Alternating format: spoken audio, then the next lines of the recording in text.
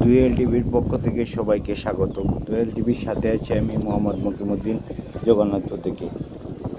বন্যায় ক্ষতিগ্রস্ত সুনামগঞ্জের জগন্নাথপুর উপজেলার কলকলিয়া ইউনিয়নের কলকলিয়া তেলিকোনা চণ্ডীগড় সড়ক ও ঝুঁকিপূর্ণ জগদীশপুর সেতু মেরামতের লক্ষ্যে ইউনিয়নের মানুষের আয়োজনে মোহাম্মদগঞ্জ বাজারে শুক্রবার বাদ জুম্মায় কলকলিয়া ইউনিয়ন পরিষদ চেয়ারম্যান আলহাজ রফিক মিয়ার সভাপতিত্বে ও জুবায়ের আহমদের পরিচালনায় এক মত বিনিময় সভা অনুষ্ঠিত হয়।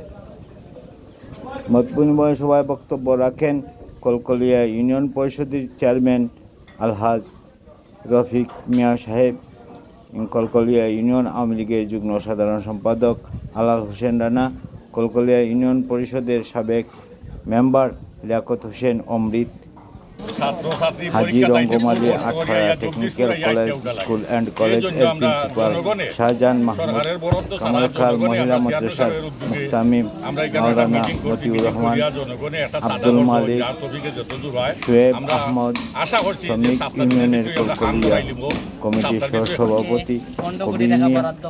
এ সময় বিভিন্ন শ্রেণী পেশার শতাধিক লোকজন উপস্থিত ছিলেন। ধন্যবাদ জানাই। এটা তো আমরা ইনশাআল্লাহ হইব, একটু দেরি হইব বিদায় আমরা পরামর্শ সাহেবকে বর্তমানে চলাচল করার লাগি একটা উপস্থিতি ঠান্ডা করছি। আর আপনার কাছে আমরা আবেদন জানাইছি আপনারা আমরা লোকে শরীর হইতা। আর আমাদের পশ্চিম অঞ্চলের আমার ছোটবাজার মুরব্বিয়ান ও যুবক ভাইয়েরা, আজকে আসলে আমরা এখানে এসেছি যেমন তার যে মেরামত প্রসঙ্গে আজকে একটা সুন্দর একটা মিটিং হয়েছে। আজকে আমরা একটা সিদ্ধান্ত হয়েছে চেয়ারম্যান সাহেবের অ্যাকাউন্টে আমরা যার যার তহবিল থেকে যার যার ইচ্ছা অনুসারে সামর্থ্য অনুসারে আমরা এই রাস্তায় সাহায্য করব এবং সরকারের গতিতে এই রাস্তা এবং ব্রিজ হবে। এখানে এই উপজেলা নির্বাহী কর্মকর্তা উনি একটা প্রাথমিক একটা স্টেটমেন্ট দিয়েছেন যে এই রাস্তা ভাঙ্গা করা গাড়ি ঘোড়া চলতে 4,52,000 টাকা লাগবে। তো এই অনুপাতে আমরা চাঁদা তুলব এবং যাতে তাড়াতাড়ি আমরা কাজটা সম্পন্ন করতে পারি। এখন বর্তমানে এইচএসসি পরীক্ষা চলতেছে এবং সাময়িক বাজারও যে আমরা পশ্চিম সাইডে রাস্তার মেরামতের লাগি যে বেহাল অবস্থা রাস্তা আমরা হয়তো দেখছেন ফেসবুকে হোয়াটসঅ্যাপও।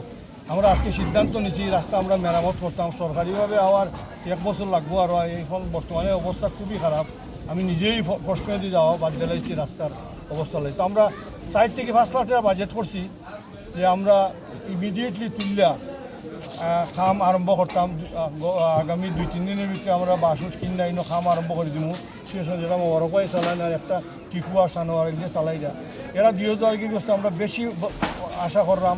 এবং আমি যারা আত্মীয় স্বজন আছেন যারা